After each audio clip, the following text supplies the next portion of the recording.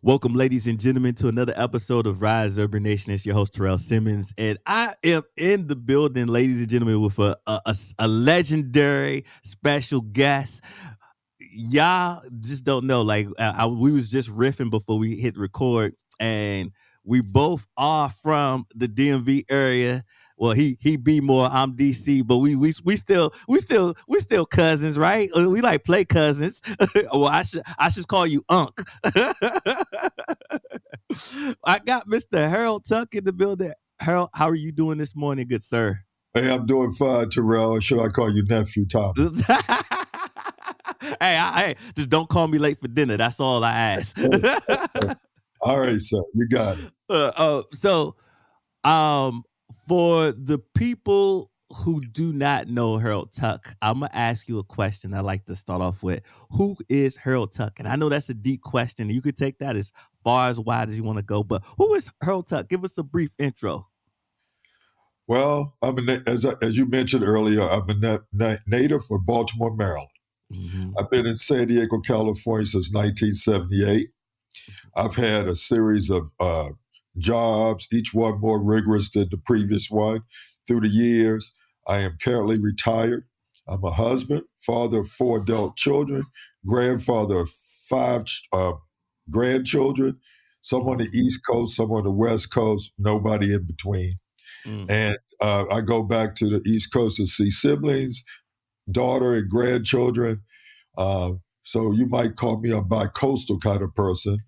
And I grew up in the concrete jungle. Now I live around palm trees. Hey, you and me both. I was just let me catch the people out because we was just talking about me and you. We grew up in the times where DC was the murder capital. It was the concrete jungle, and then we got out here to the palm trees by the grace of God. Although different eras, similar stories, similar journeys, and we've made well for ourselves.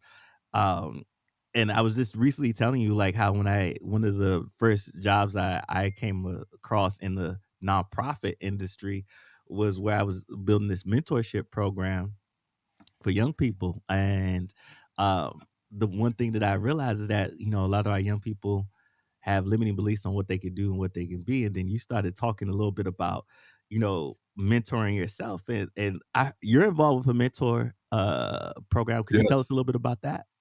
Yes, but may I give you a little bit of background first? Yeah. Give us some background. Well, both my parents are from the state of North Carolina.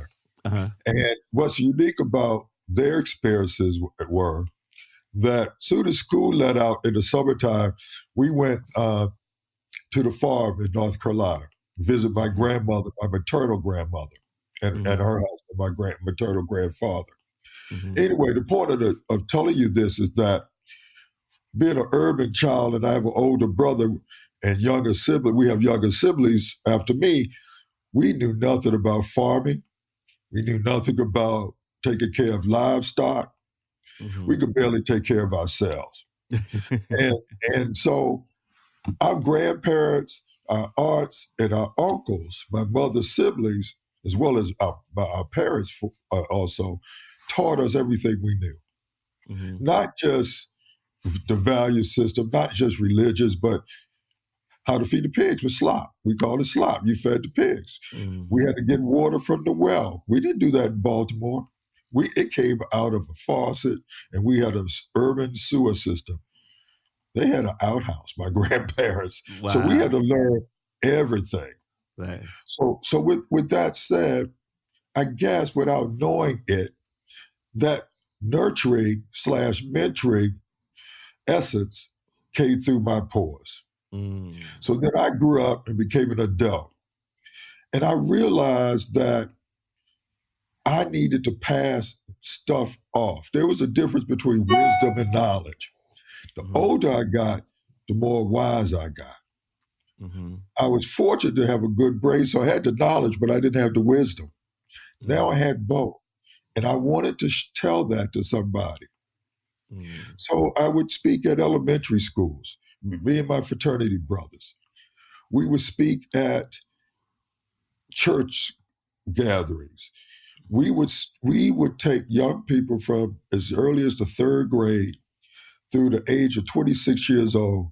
At age-appropriate mentoring, we taught them what we knew and what we do for a living and how we did it and how we learned.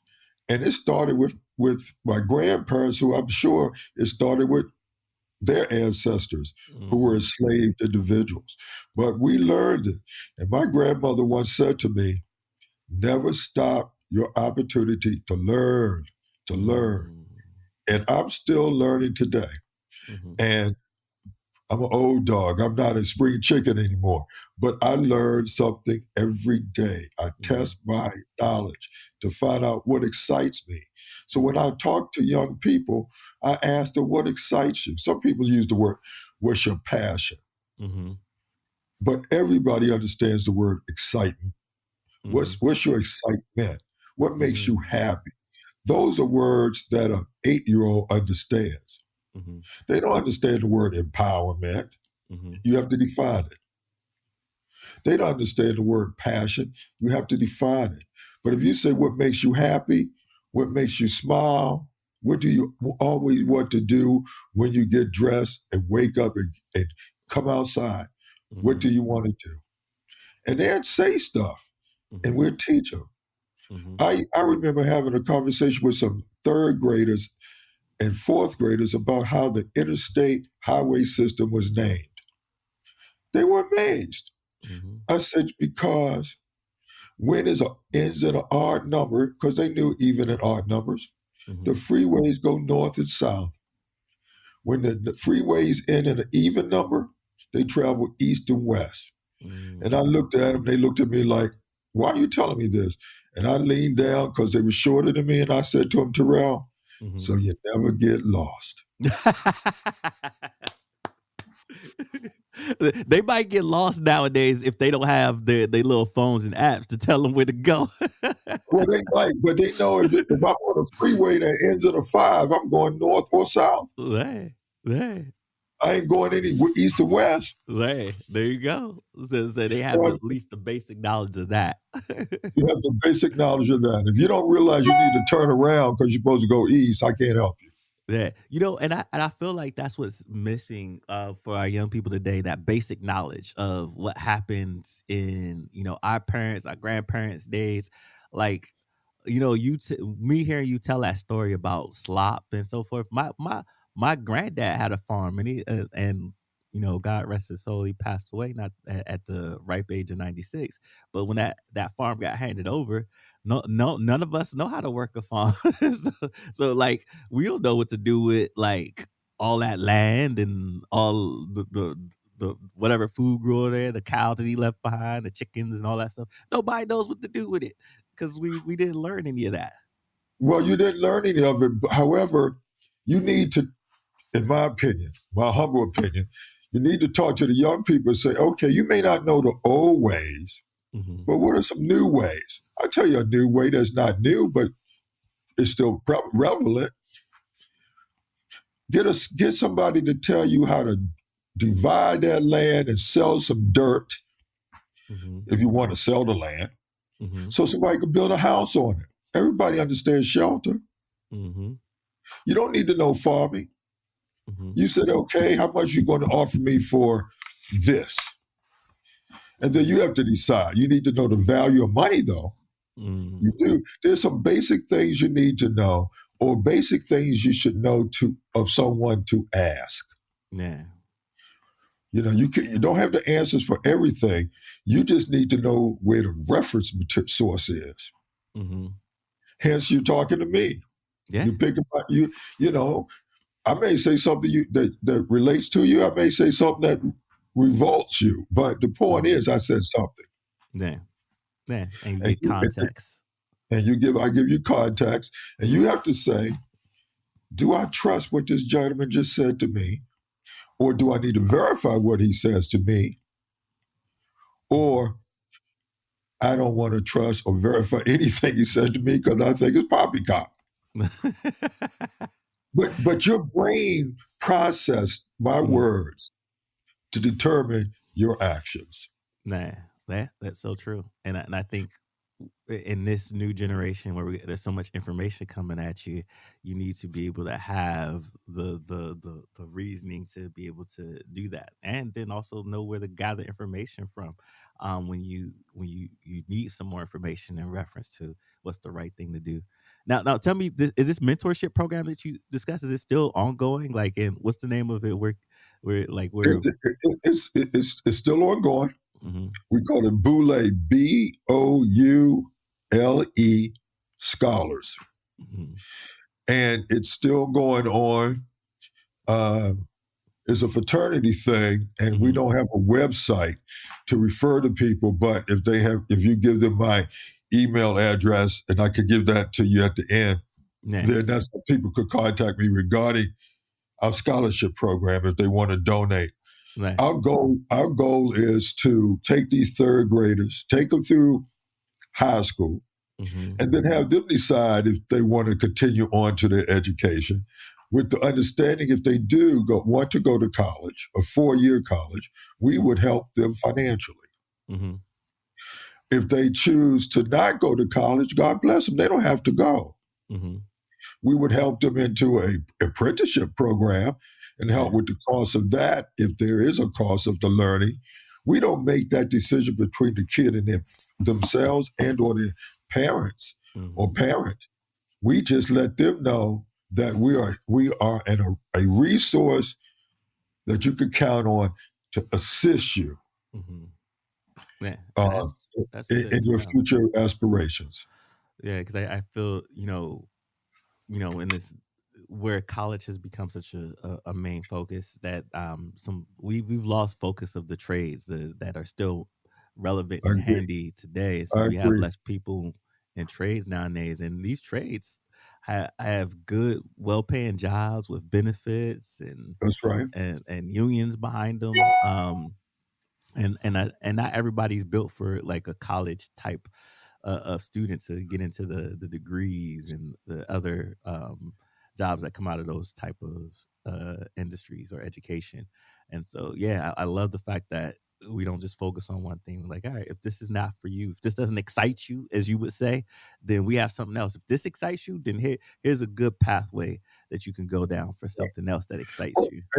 and that's what we uh, strive to do.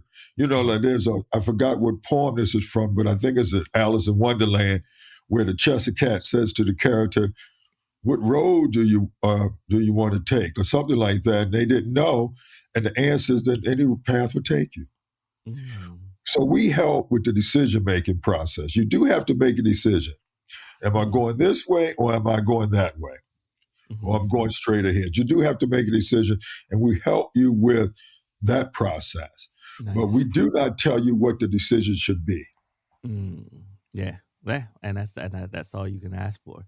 Now, um, I want to touch on a couple other things that you're involved with, and I feel like you've been busy in your career after the county or post your first career. You're going into a second wave, and that's uh the work that you're doing around kids in healthcare. Could you tell us a little bit more about that? Sure, yeah, I thank you for asking. I'm on the board of directors of an organization called Rest Haven, Hmm. RESTHAV is in Victor EN.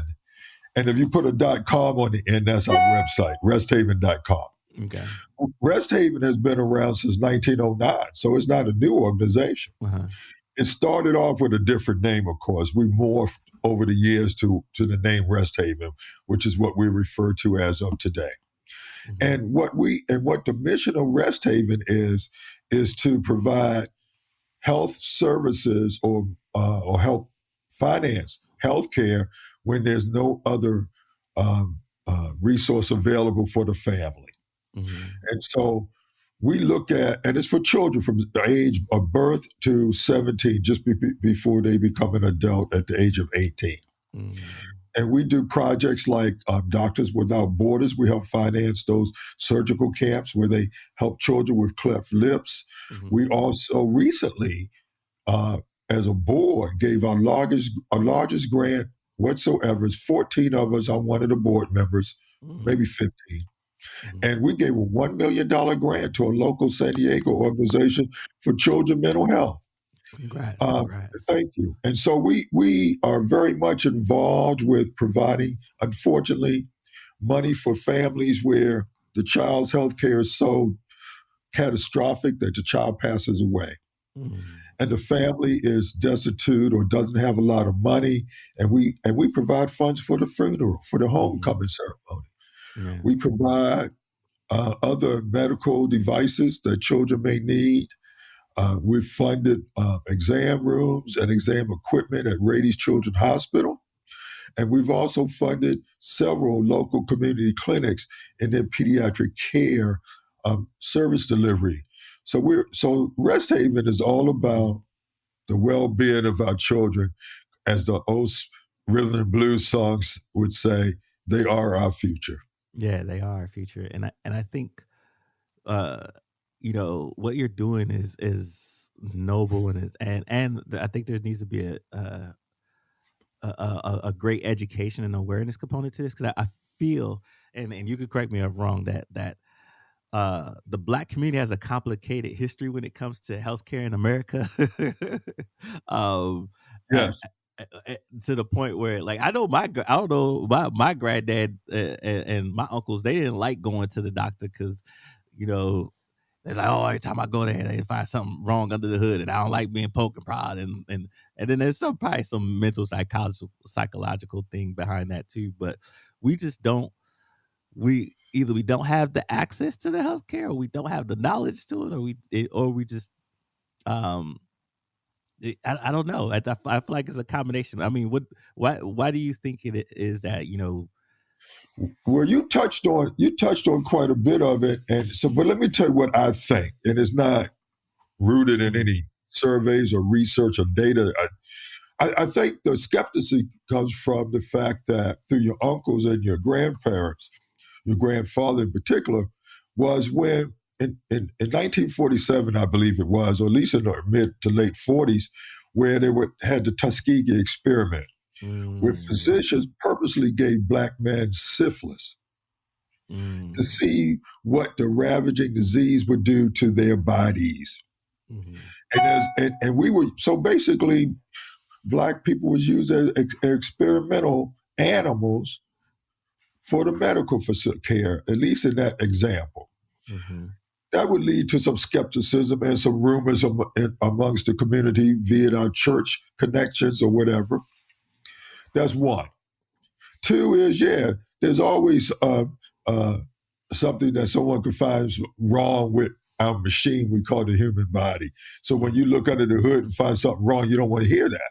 mhm, But the mode has to be, and then I would finally say, in the old days, that wouldn't be true, but currently we have so few medical professionals that look like us mm, that we get reluctant to even go sometimes.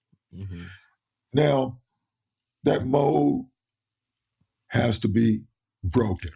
mhm, So who breaks it? You, me, all of us, or this generation still alive, who knows? But the mold has to be broken. mhm, More people of African descent need to go to medical school, hopefully, and get degrees and become our future doctors and nurses. mhm, Uh, but we have to be able to develop, I believe,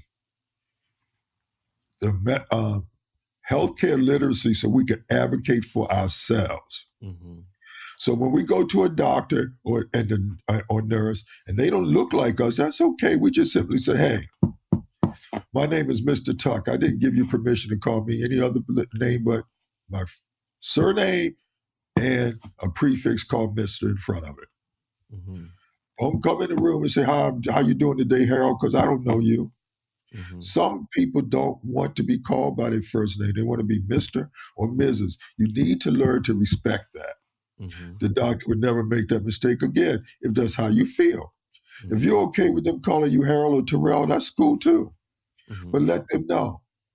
Let them know that your left side, just below your rib cage, or your right side, just below the rib cage, hurts to the touch. So mhm, stop touching me on the left because that ain't where it hurts. It hurts on the right. Soon mhm, as you put your fingers there and press, it hurts.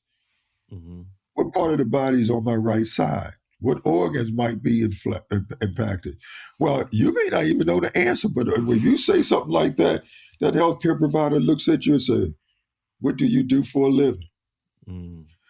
You don't have to answer that question. All you know is, I don't feel well there. Mm-hmm. Stop going to the doctor and say, generally, I don't feel well. What you think is wrong? Mm-hmm. Tell them where it hurts. When you drive your car into the garage, you said, I heard a bang on the passenger side of the front of the car. I don't know what the hell it is, but my car shakes on that side. You just told the mechanic where to start looking. Mm-hmm. It may not be where the problem is. It may be in the middle of the engine Mm-hmm. or something, some other part. But you told her where to begin. Yeah. Don't begin on the left. I hear it on the right. Work Mm-hmm. for the right. You say, oh, you know what happened? This hose on the left came loose and it extends to the right. Now you understand that. Mm-hmm. Or it was in the middle. Or as soon as you told me where to look, I looked at you got a cracked hose, you need a new hose Yeah. or a new belt, whatever the case may be. But I don't want to control the conversation, but I do want to share something with people. Do I have about at Yeah. least 5 minutes to talk about my goal setting? Oh, we got plenty of time. Let's jump into it. Okay. So as I was coming through the corporate world, I was working in finance. Yeah. And I had a boss, and his boss would say the same thing. But anyway, it was an era where people said you needed to have goals in life. You had to have goals. You couldn't go anywhere if you didn't have a goal, right? And you need to write your goal down. Then after you write your goal down, you had to have objectives. And you complete each one of those objectives, whatever how many you may have. Hence, you get a goal. And once you achieve that goal, you develop a new goal. Mm-hmm. Well, I was lazy, Taryell. And I said, that's too much writing. I ain't doing it. Yeah. And I'm not suggesting people do that, but that's what I did. Yeah. But I did believe in the concept that you needed a goal. Mm-hmm. So I hope I explained this carefully. And the way it worked for me was the fact, and my children and my wife, is that whenever your age ends in a zero, Mm-hmm. I'm going to take the age of 20 as an example. Okay. 20 ends in a zero. Mm-hmm. When your age ends in a 3, you assess your goal. So when it ends in a 0, you establish your goal. Mm-hmm. When your age is a 3, you look and see how close you are to your goal. Mm-hmm. When your age ends in a 5, Mm-hmm. you're now 25. We started off at 20, right? So that's been 5 years. Yeah. You're supposed to reach that goal. Mm. So when your age ends in a 3 and you're nowhere near reaching that goal in the next 2 years, what should you do? You readjust. Yeah. You reset. Mm-hmm. It may not be the right goal. Something may have happened to you in those 3 years. Life changing. You could have gotten married. Your goals were changed because now you got a partner. Mm-hmm. Could have had children. Your goals changed. Now your family has increased. You could have an illness and your goals change because you're sick. Mm-hmm. You could have had a life-changing event and your goals change because someone close to you has now died. Mm-hmm.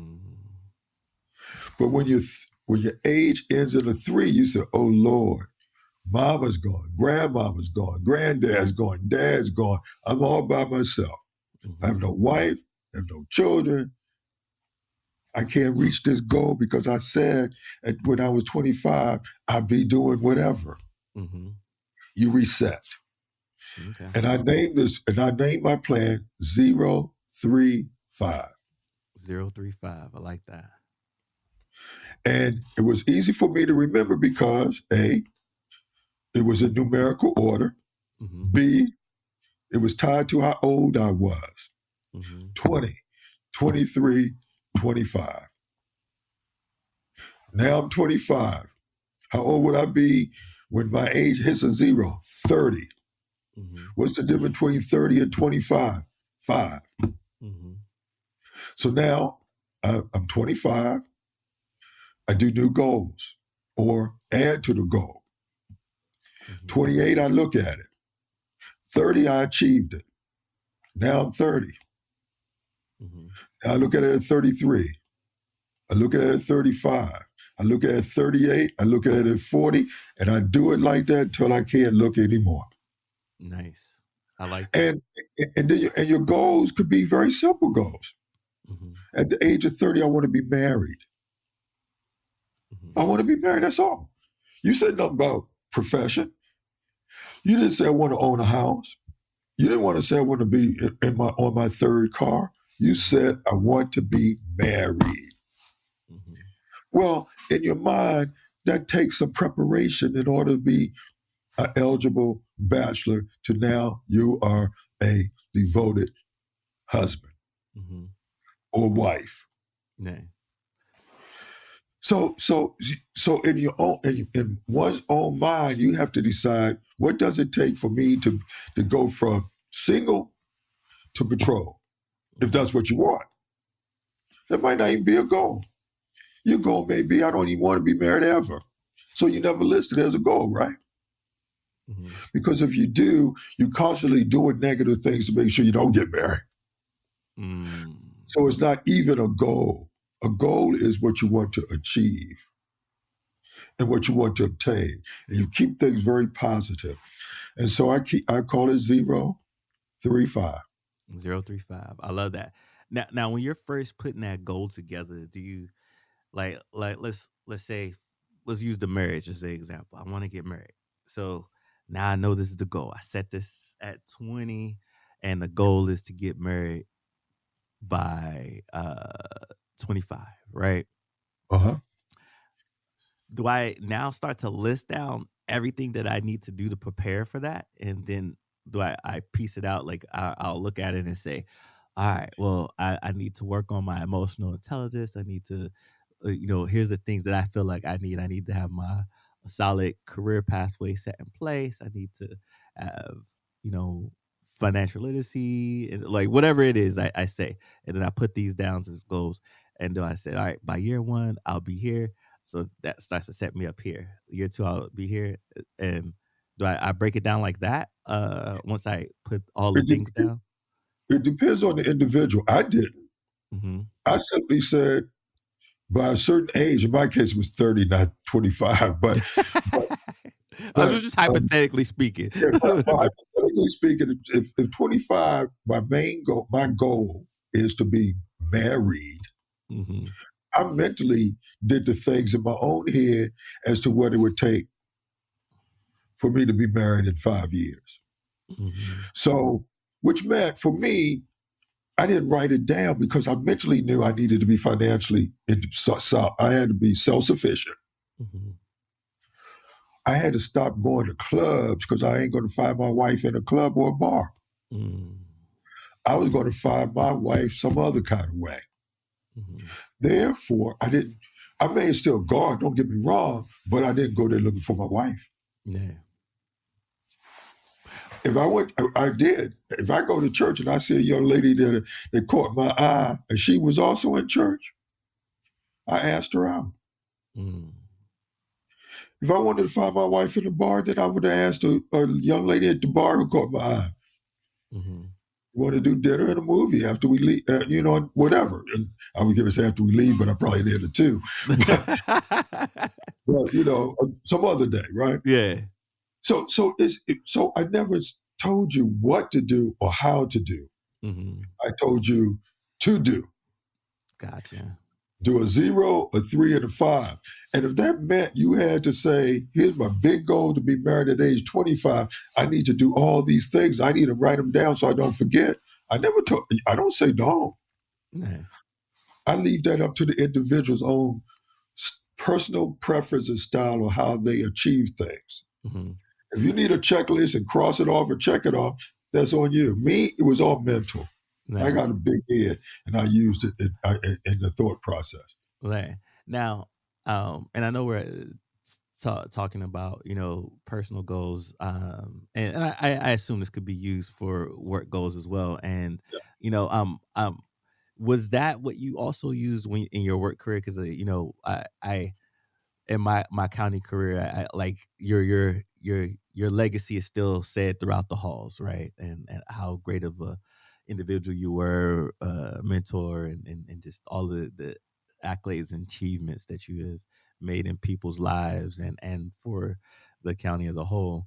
And so I wonder, it was that the key to your success too in your career, like setting these mental goals each and every year when you stepped into the job, to say, all right, this is where I plan to be at in this job in 3 years and in 5 years, and keep resetting that every The, 5 years or so. the short answer to your question is yes. Mm-hmm. Um, I didn't have. I had a mentor. Don't get me wrong. I had a mentor, and I had mentors with an S. Mm-hmm. But none of them, it's up to later in my career, did any of them do anything that I thought was very helpful to me, to be honest. Mm-hmm. They were just older than I was individuals. But it was somebody for me to talk to. But the way my brain worked, to keep it calmed, it had to have some structure. And Mm-hmm. my structure was a 035 plan. So yes, so when I came to the county, I said in 5 years I want to be doing this. If I wasn't doing this, I leave. Mm-hmm. And so you have to have your two things, at least two things. One, you would have to have the self-determination that you can achieve that, Mm-hmm. regardless of the obstacles put in front of you. And B, you had to have the courage to leave because it wasn't for you. Mm-hmm. And if you look, and so too often we get caught up in what's around us that prevents us from achieving what we think is appropriate. Now, I thought for the family. I didn't think for the family that I was the sole provider, because I wasn't. I have a partner, my Mm-hmm. wife. But I thought that I didn't want to be a failure to my family. Mm-hmm. I had young children. I had a spouse. I had living parents. I had siblings. I consider it, and beyond, I consider that family, relative and non-relative. I did not want to be a failure. So I was self-driven to be successful in whatever I did. Mm-hmm. So in order for me to be structured without anybody that I trusted telling me how to structure myself, is how I invented, maybe I didn't invent it, but how I modified an old method into my 035 plan. Mm-hmm. And that drove me to success. I had markers in time where if I didn't achieve certain things professionally, Mm-hmm. I was going to do something new because it Mm. wasn't for me. Man, Now, go ahead. I'm sorry. I was gonna say, I love that you said that and mentioned that, because I often, and I was a victim of this too. Making decisions of staying in the career longer than I probably should have in certain aspects.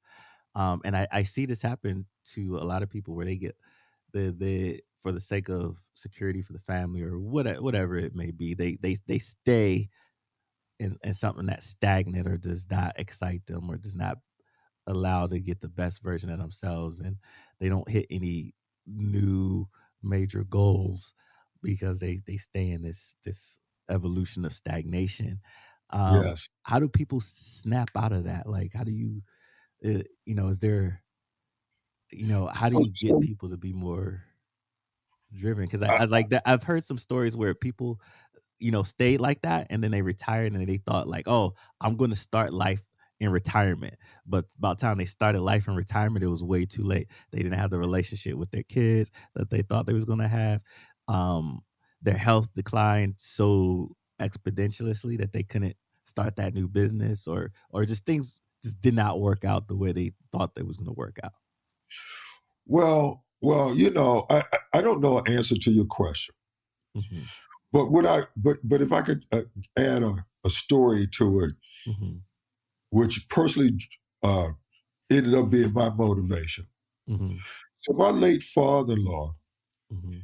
his daughter, my wife, was pregnant with our first child. Mm-hmm. And she, she probably was 7 6 7 months pregnant, so she was very well showing. And we went over to visit her parents one day, Mm-hmm. and her father invited me out to his backyard. So I go out there, we chatted, because he and I got along famously, thank goodness. But we out in the yard, just the two guys. And he said, "You see that tree over there?" And he pointed, and I looked. I said, "It was perfectly straight, tall, big round trunk." I said, "Yeah, Dad, I see the tree. Why?" He said, when it first was a sapling, it was growing out the ground, it was crooked. But I could bend it straight. So I bent it straight, put some stakes in the ground and leaned it up on the tree and tied a rope around those stakes so the tree could stay straight. He said, and it grew straight. He Mm-hmm. said, that baby Vivian is carrying as his daughter, my wife. He said, you got to straighten it out while it's young, because once it gets to be a teenager, you can't move it Mm-hmm. because you'll break it.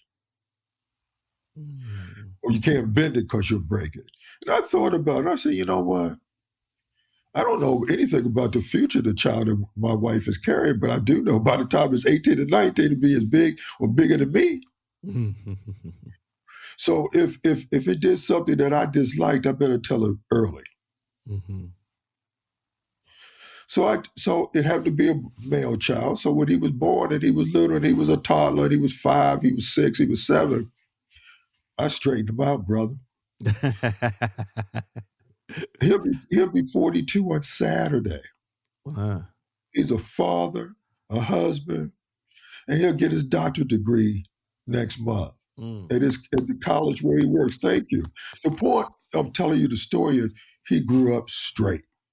Mm-hmm. I didn't have to try to bend him. So the point of your question is, I don't know the answer to when people get caught in a rut and can I get them out of a rut. But the reason for telling you the story is I think you got to recognize it early on when Mm-hmm. you can make the change. Mm-hmm. Because if you say I only plan to build this job 3 years and 30 years later, I would argue it's too late to change. Mm. 27 years too daggone late. That's all. So if you say I'm going to be somewhere in 3 years and I'm out, then leave. Leave Mm-hmm. or change something. Nah. But if you stay the same and you hated something for 30 years, you ain't liable to all of a sudden find something you like at the 31st year. Mm-hmm. So you retired from a job you hated, but you retired, and you got an income or pension. You say you're going to start life anew when you retire. Then your partner dies, you die, somebody gets sick, you get sick. Mm-hmm. Things happen in life, and you never realize that dream. Mm-hmm.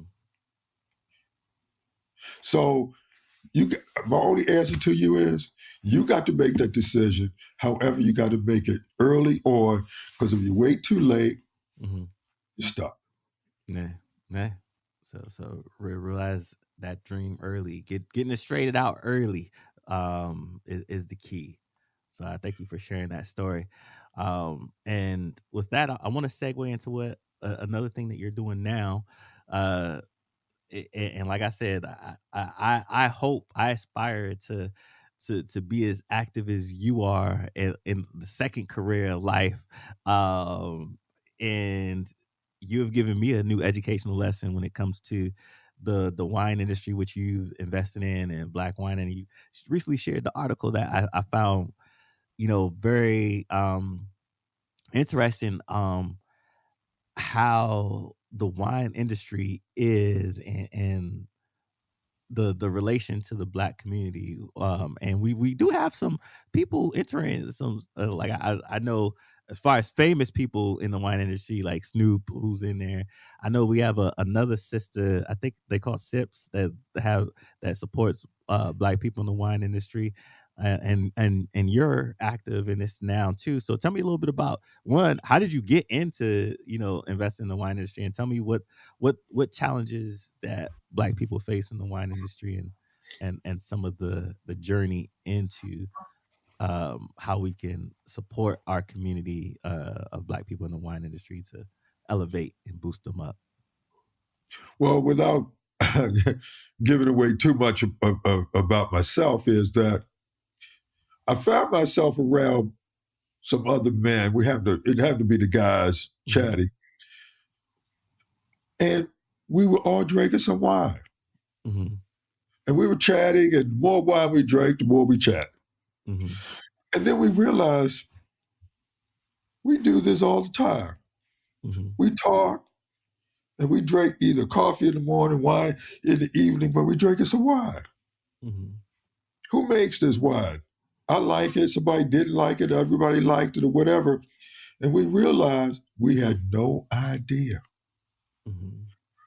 So, in the moment of drinking some wine, one of us said, I wonder how many Black people are involved in the wine industry. So we did some research, Mm-hmm. and we discovered quite a bit, but they weren't getting the recognition that they deserved.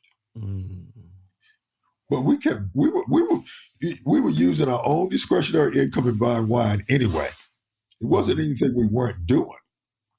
We were excited, to use a word I used earlier. We were excited to pour some wine in each other's glass Mm-hmm.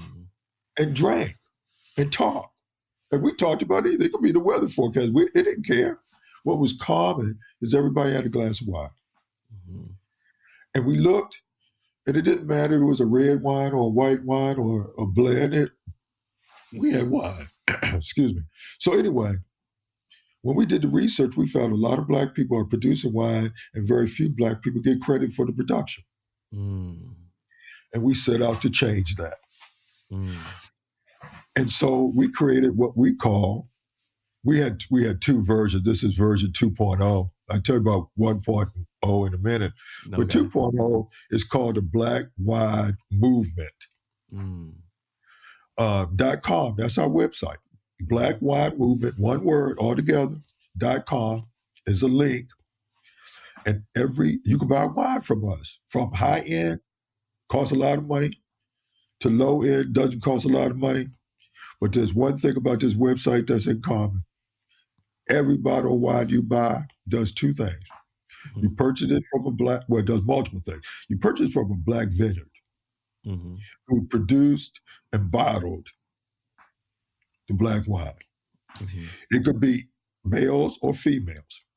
Mm-hmm. We take the proceeds, the profits of the wine that we sell, and give it to a foundation that gives scholarships to African American males. Mm-hmm. We do not keep a dollar. We are investing in our youth so that one day somebody help one of mine, who will help one of yours, who will one of theirs. And before you know it, we have established and created generational wealth. Mm-hmm. I'd be gone, nobody would know my name. I don't care. Mm-hmm. What I do care is that our people prosper. I love that. And so we enjoy wine. And we said, so why don't we enjoy our wine, make some money, and give back? Yeah. And that's what it is. Me and three other men, total of four. Mm-hmm. Unfortunately, one of us has a terminal illness and won't be with us long if based on the type of illness he has. Mm-hmm. And he's dropped out. And now from the four that started in version 1.0 is down to two, Mm-hmm. me and one other man. And we do a soft promotion. We don't hard sell this website, but we do it amongst friends. And the way we look at it from a legal perspective, Taryell, is I turned you into some wine. You can buy it or not. I don't care. Mm-hmm. But I turned you on to it. You make the decision if you like it or not me. Mm-hmm. You. Mm-hmm. So I'm giving you some input that you didn't previously have. If you choose to act on it, we hope you do. Mm-hmm. So, we got a business, very elaborate. We have privacy policy, how to contact us. Mm-hmm. We don't even put up images on the website anymore. You have no idea who's behind the machine that keeps the business running. Mm-hmm. But what we want, and we tell you in print, We're giving money away to scholarships, and we Mm, tell you who we give the scholarships to. yeah.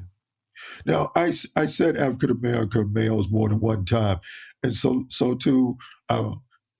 Non-binary and female listeners, let me just simply say, not that I'm gender phobic or gender discriminatory. It's the fact that I'm a man and I give to males, Mm-hmm. and I'm unapologetic about that. So I know that it may be offensive to some of your audience members, and I don't mean it to be. Yeah. But I do know that African American males are struggling, Mm-hmm. and my partners are doing whatever we can to uplift that portion of the community. Yeah.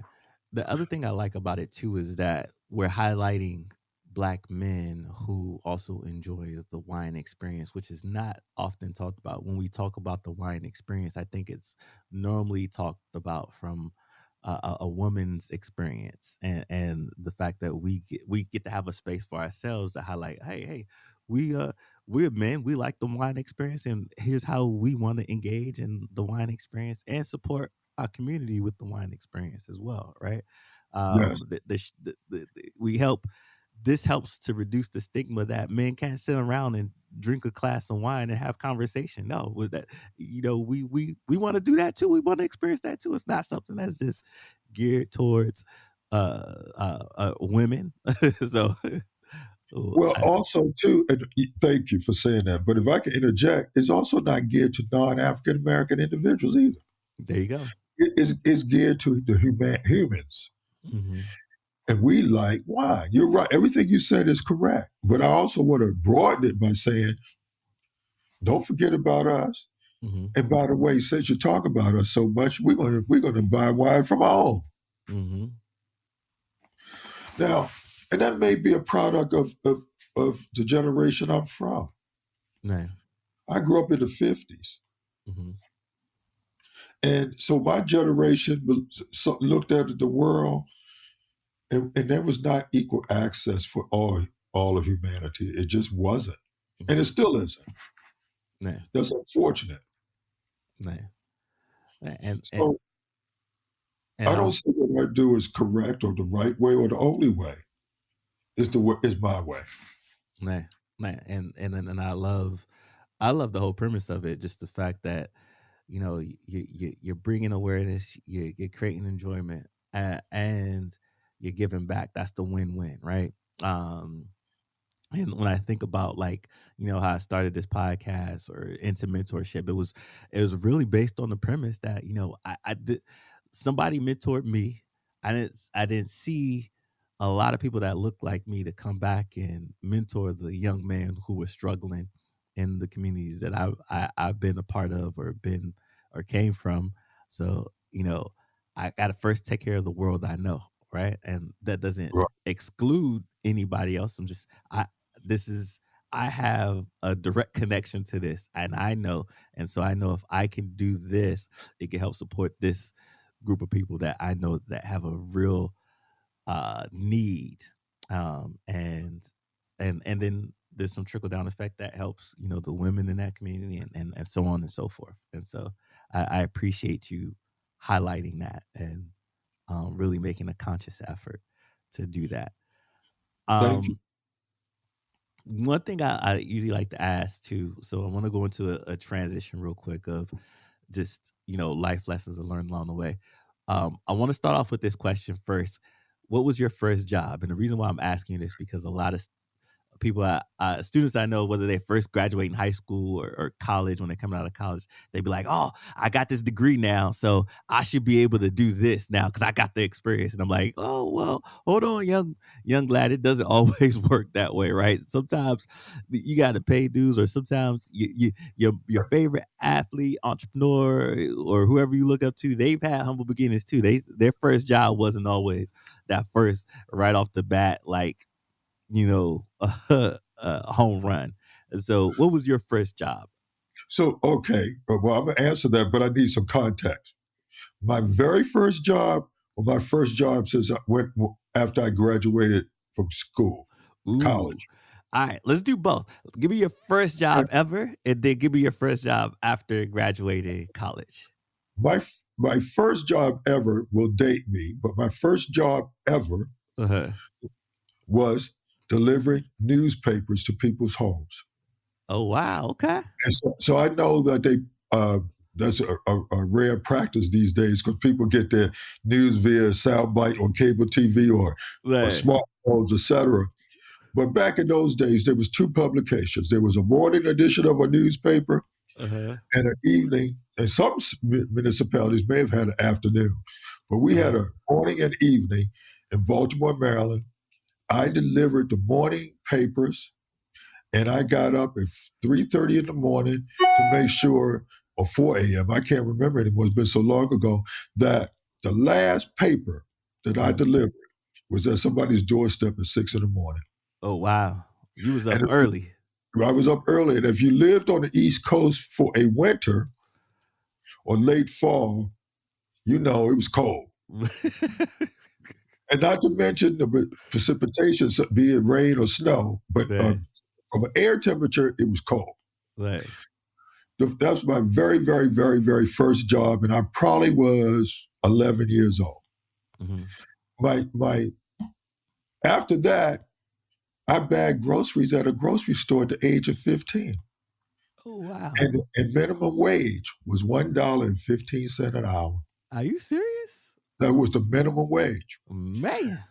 My first job after college, Uh-huh. I had a Bachelor of Science degree and I majored in pre-med.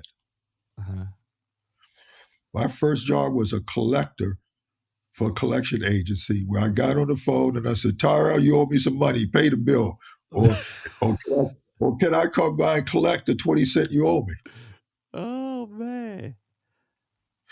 And then I moved up in the ranks and became a supervisor, became a manager, had my own branch office. Mm-hmm. And the company on the West Coast was sued for racial discrimination because they didn't hire any brown or black people. And I integrated the West Coast operations, and that's how I ended up on the West Coast. Oh wow. I would have never known that.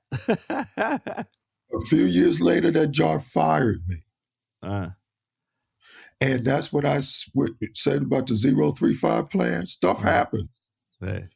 So when I looked at it 3 years after I wrote that goal, because I wanted to be a district manager of that company, Mm-hmm. I wanted to be a corporate vice president whose headquarters was in Chicago, Illinois at the time. I wanted to be on the cover of Ebony magazine Mm-hmm. as a black man who knew his stuff and was in corporate America kicking butt. Mm-hmm. But I got fired. Mm-hmm. I was unemployed for several months. The only breadwinner was my spouse, Mm-hmm. whose brother got me a job at a health clinic Mm-hmm. that got me excited about health care. Mm-hmm. The manager of the operation said to me, Harold, we got to let you go, brother, because we got to computerize the operation. And I can't afford you and a computer person. I said, I know all these, I know about computers. I knew zero about computers. Mm-hmm. He changed my position to computer manager, wrote out the budget, the old one. Instead of getting fired, I was in a new job and didn't know a thing about it Mm-hmm. because I had to feed my family. Mm-hmm. So you go back to my 035 plan, Mm-hmm. my world changed. I had to change my goals. I had to change myself. Mm-hmm. I self-learned it, read books, became a computer whiz. I got recruited and hired by the local county government. Mm-hmm. It was a discussion about a central organization taking over the information technology branch of the county. I told my then boss's boss, since I'm about to lose my job, what else is there to do? Mm-hmm.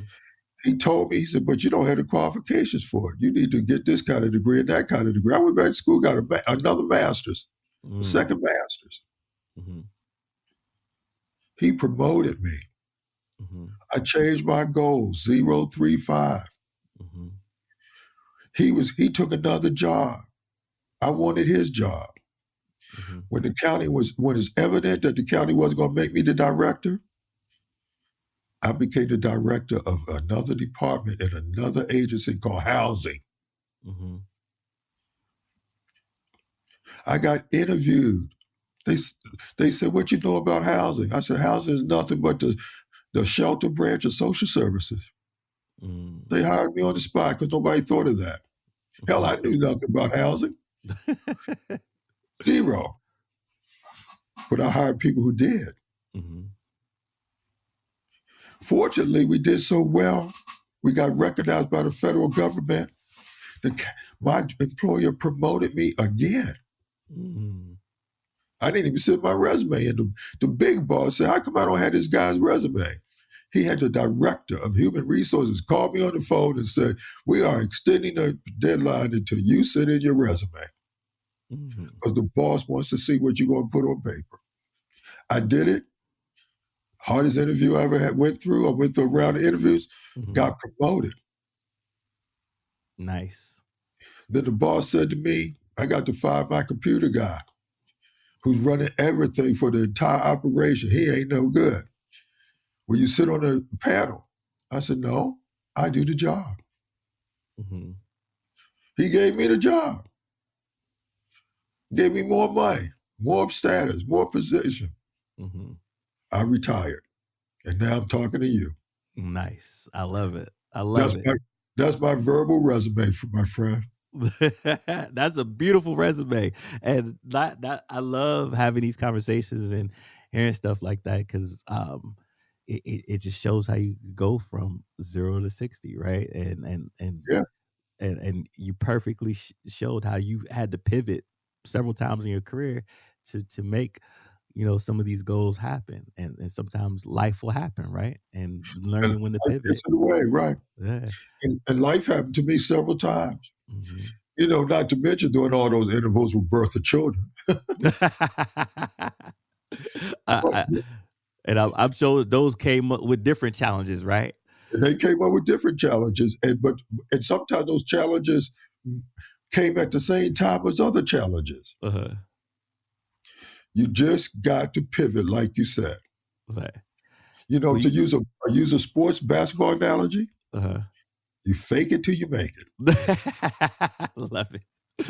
Give them the head fake, and then you make it. Yeah, you're right. uh, when you think back on in your life and career, what's one good lesson life has taught you? Well, you know what? If there's a setback, that means a comeback is coming. Mm, That's my answer to your question. If I got a setback, I'm coming back. mm. The other analogy is, or another lesson is not something I invented because I never have to get ready because I stay ready. That's what the old timers always say that. My uncle used to say that too. He's like, I ain't got. Well, if you stay ready, you ain't got to get ready. and, and, and, and as LL Cool J would say, don't call it a comeback. I've been here for years. So if something happens, if it doesn't kill me, I'm stronger. You heard that before. Yeah, yeah. So if I lost my job, it didn't kill me. It humbled me, Yeah, but I came back stronger. yeah, yeah, You don't wound the king, you take him out. yeah. Mm-hmm. So there's another episode we could easily do on investing because there's a lesson that you learn. Yeah. How do people make money? You make money while I make money while I'm sleeping, brother. Yeah, and that's the next stage of life. Once you get secure in your family and life, and we definitely gonna have to talk about that because I think um, we don't learn enough about that in our community. So let me say this to you about that, and this is be brief. You have to be willing to make a sacrifice. Hmm. You have to be willing to give something to get something. Hmm. and you bet on yourself. Mm-hmm. Yeah. Yeah.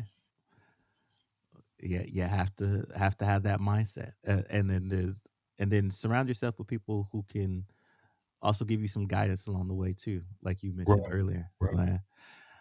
Like, when you think about the future, especially for the industries that you're in and that you've been graciously a part of, what does the future look like, especially for us? Like when you think about us, whether it be the wine industry, whether it be in government, what does the future look like for our folks?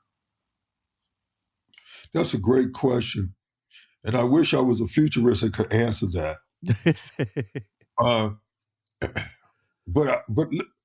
this is not going to answer your question directly, but hopefully it does indirectly. Indirectly, I think all of us, anybody who wants to make a difference, and this was difficult for me personally, Mm-hmm.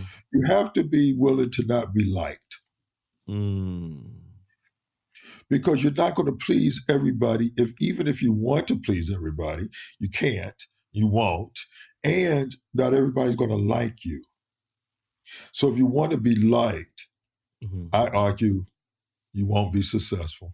Mm. And that was difficult for me because I want to be liked. I want people to like me. Mm-hmm. But when I was in the work field, the people didn't like me. Mm-hmm. And then another thing you have to recognize too is you got to break a cycle that we humans are used to. We're used to Mm-hmm. socializing with one another, right? Mm-hmm. Till the pandemic came along and broke a cycle. But with that aside, we humans interact. Mm-hmm. So as you come through the ranks, you might interact with Joan and Jade and Jim, and you get promoted, and you're now their boss. Mm-hmm. Be their boss. You no longer can be their friend. Mm-hmm. I tell my children I used to tell them, they know better now. I'm not your friend. I'm your father. Mm-hmm. There's a difference. Mm-hmm. I want you to respect me. I want you to love me. I'm going to be nice to you. I hope you're nice to me. We're going to need each other along life's path. Mm-hmm. But I don't want to know everything about you, and I ain't going to tell you everything about me. Mm-hmm. You're not my friend. Yeah. Man. Now, it's how you define it, of course. Mm-hmm. I'm friendly to my children. I love them beyond measure. Mm-hmm. I am not their best friend. Mm-hmm. I don't even want to be. So I can't answer your question directly because I don't know what the future holds. Mm-hmm. But if people help one another Mm-hmm. and trust one another and shorten the time it takes to build the trust between each other, Mm-hmm. I think the future can be bright. Mm. I love that. How we get to the speed of trust, I don't know. Oh, look at you. You over here talk about Franklin Covey courses now. The speed of trust. Uh, let's wrap up like this because I feel like I could talk to you forever, but I don't do the really long podcast format. Um, let's rewind back the projects that you're currently working on and how people could best connect, and any particular project that you want to really highlight that you're working on, and how folks can connect with it. Okay. So for the mentoring programs and the scholarship programs, I'll give you my email address Mm-hmm. because there's no website that I can report the general public to. That's number one. And we mentor young men from the third grade through the age of 26 years old, with the goal that they give back to their respective communities and they become the best that they personally can be in life. And with the understanding that we concentrate on males because we are a fraternity that's doing this, and that's our carbon linkage. But if we could be better men overall, then we could have a better society. Mm-hmm. We could be better fathers. We could be better sons. We could be better husbands. We could be better people. The second project, not in order of any significance, would be Resthaven, RESTHAVEN.com, which is the children healthcare not for profit organization that I'm on the board of directors of. And we provide healthcare resources as a payer of last resort. Mm-hmm. And we recently gave a $1 million grant to a local San Diego organization for children mental health, Yeah. which is currently our focus. Mm-hmm. And the third thing I want to mention is an entrepreneurial aspect that I'm involved with another gentleman right now, which we call the Black Wine Movement. Mm-hmm. So blackwinemovement.com is the website. You can go on it as we speak right now or after this podcast. Mm-hmm. And it will allow you to buy wine from high-end to low-end wine. All the wine is made and bottled by Black vineyard owners, and they're entrepreneurs in their own right. And the purpose for that is to uplift and make everyone aware that all people Mm-hmm. are involved in the winemaking industry, Mm-hmm. especially those with darker melanin than others, but we all are involved. So be more aware. Wine is what your palate likes. If you like the wines we're talking about, I hope you go on the website and procure. We use the proceeds of the sales of those wines, and we give back to a foundation who gives scholarships to African American males. And those are the things that I'm currently involved in. I don't know yet what the future will hold. Nice. I love it. Love it. And don't worry if you're driving and you didn't get all that. I'm going to put all of it in the show notes. I'm going to make sure I get each and every detail from our good friend, Harold Tuck. Harold, it's been a pleasure to have you on the podcast. Any last words of wisdom you want to give to the people before we sign off? Just to say, God bless you all. Yes, God bless you all. We thank you for coming. Have a good day, good night, wherever you are. And we look forward to having you at the next episode. Have a good night.